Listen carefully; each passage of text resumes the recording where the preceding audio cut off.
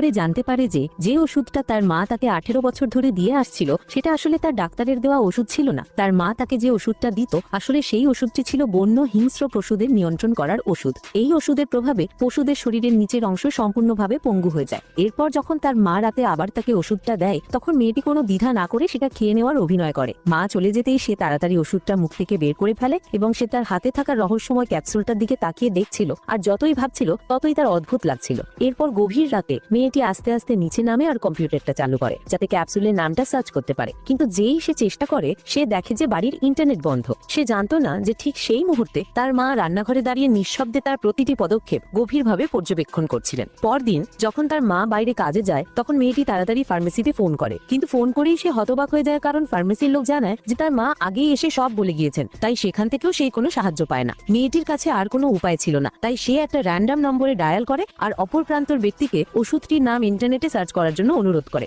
যখন অপর প্রান্তের ব্যক্তিটি জানায় যে ওই নামের লাল ক্যাপসুলটা আসলে হার্টের রোগের চিকিৎসার জন্য, তখন মেয়েটির শরীর ঠান্ডা ঘামে ভিজে যায় কারণ তাকে যে ক্যাপসুলটা দেওয়া হচ্ছিল সেটা লাল ছিল না। মেয়েটি সাথে সাথে তার মায়ের সাথে লাঞ্চ করার অজুহাতে সিনেমা দেখতে যাওয়ার প্ল্যান বানায়। সিনেমা যখন অর্ধেক হয়ে যায় তখন সে বাথরুমে যাওয়ার অজুহাত দেখায় আর সুযোগ পেয়ে সিনেমা হল থেকে বেরিয়ে সামনের ফার্মেসির দিকে ছুটে যায়। তাড়াতাড়ি কাউন্টারে পৌঁছে সে ওষুধটার নাম চেক করতে বলে। যেই মাত্র ফার্মেসি স্টাফ উত্তরটা দেয় মেয়েটির মনে হয় যেন তার দুনিয়াটাই শেষ হয়ে গেল। সবুজ ক্যাপসুলটা মানুষের জন্য নয়,